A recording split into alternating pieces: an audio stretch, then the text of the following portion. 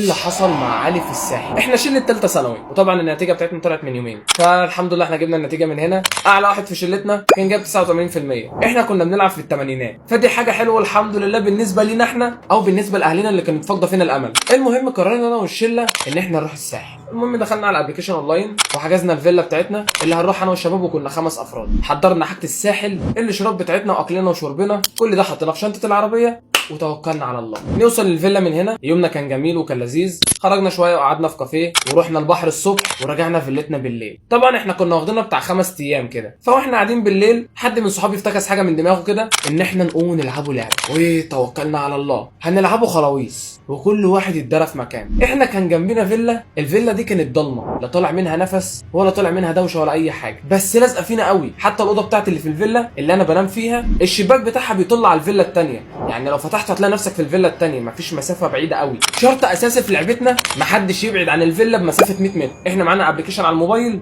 لو واحد بعد عن الفيلا بمسافه 100 متر هو كده خسران وهو اللي هينزل فيها. فاي حد بيستخبى في مكان بيكون بيستخبى حوالين الفيلا، محدش يبعد عن مسافه 100 متر. انا فكرت وقلت بما ان الفيلا اللي جنبنا دي ضلمه محدش فيها ومسافتها صغيره، دي لازقه فينا مش هتبعد 100 متر، ايه رايكم ننط على سور الفيلا اللي قدامنا من غير ما حد ما يحس؟ لقيت 2 صحابي بيعملوا نفس فكرتي بالظبط وبيستخبوا معايا في نفس جنينه الفيلا.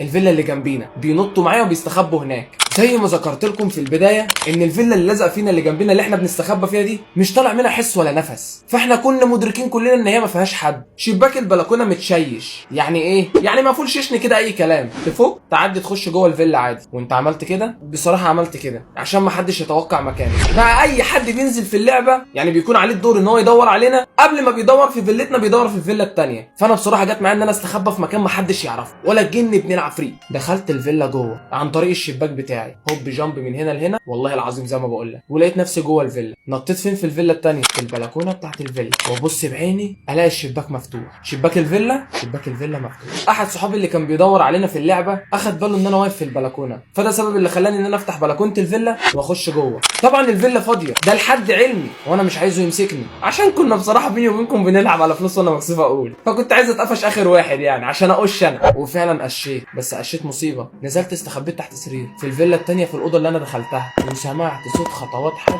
جاي من الطرقه اللي جنبي، يعني الفيلا طلع فيها حد.